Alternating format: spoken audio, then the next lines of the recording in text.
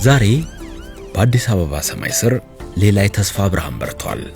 ሌላ የህይወት ምዕራፍ ተከፍቷል።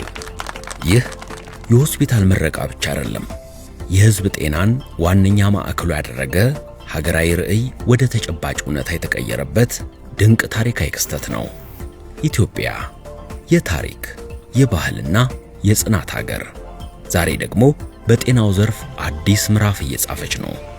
በተለይም እንደ ስሟ አዲስ አበባ መሆኗን ለማስመስከር በለውጥ ውስጥ እየተጓዘች ያለችው መዲናችን የጤና ቱሪዝም መዳረሻ ለመሆን ትልቅ ርዕይ ሰንቃ እየተራመደች ነው። በአንድ ክፍለ ዘመን ያልተሰሩ የጤና መሰረተ ልማት ስራዎች ባለፉት 5 ዓመታት ውስጥ እጅን አፍ በሚያስጭን መልኩ ተጨባጭ እውነት ሆነዋል። የከተማ ሆስፒታሎችና ጤና ጣቢያዎች አቅማቸውን ከእጥፍ በላይ አሳድገዋል። ዘመናዊ ሕክምና፣ ዘመናዊ የሕክምና መሳሪያዎች፣ ዘመናዊ አገልግሎት ዛሬ በአዲስ አበባ እውን ሆነዋል። ራስ ደስታ ዳምጠው ሆስፒታል ከማስፋፊያ ስራው በኋላ አዲስ ገጽታን ተላብሷል።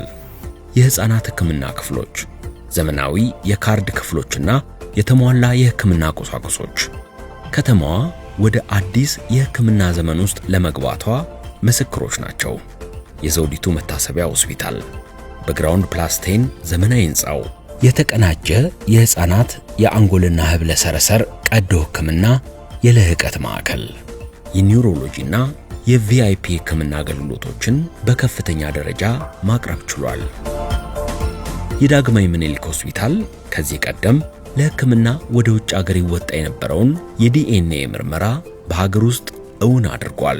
የአይን ስፔሻላይዝድ ሕክምናና የዳያሊሲስ ሕክምና ማዕከሉም በዘመናዊ መሳሪያዎች ተደራጅቶና አቅሙን አጎልብቶ ለህዝብ አገልግሎት እየሰጠ ይገኛል።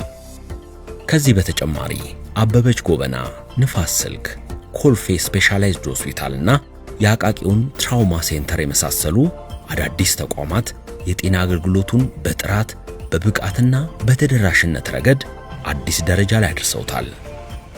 ይህ ሁሉ አስቀድመን እንደጠቀስነው አዲስ አበባን የጤና ቱሪዝም ማዕከል ለማድረግ የተጀመረ ታላቅ ጉዞ አንድ አካል ነው።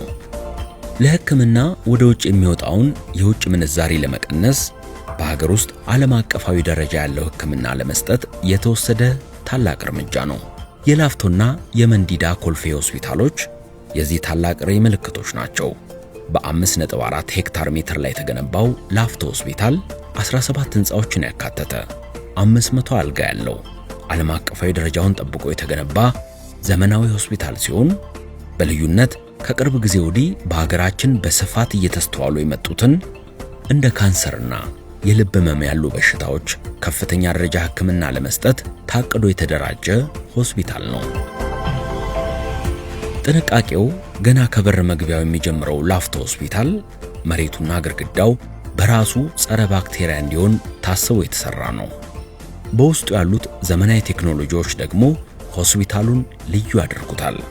በአርቲፊሻል ኢንተለጀንስ የተደገፈና በምስራቅ አፍሪካ የመጀመሪያ የሆነ ፔት ስካን፣ በኢትዮጵያ አዲስና የመጀመሪያ ቴክኖሎጂ የሆነው 3 ቴስላ ኤምአርአይ የልብ ምርመራን በአንድ ምት የሚያከናውነውና የዘመኑ ተአምር የሆነው 640 ስላይስ ሲቲ ስካን በአርቲፊሻል ኢንተለጀንስ እየታገዘ የልብና የአንጎል ደም ስሮችን በዘመናዊ መንገድ የሚመረምረውና የሚያክመው ካትላብ የጡት ካንሰርን ቀድሞ የሚለየው የዘመናዊ ቴክኖሎጂ ትሩፋት የሆነው 3D ማሞግራፊ ከእጅ ንክኪ ነፃ ፈጣን ትክክለኛና በአርቲፊሻል ኢንተለጀንስ የተደገፈ ሮቦቲክ ላቦራቶሪ የኦክስጅን ማምረቻ ፕላንት ከወረቀት ነፃ ኤሌክትሮኒክ ሜዲካል ሪከርድ 18 ዘመናዊ የአስክሬን ማቆያዎች ተሟልተውለታል።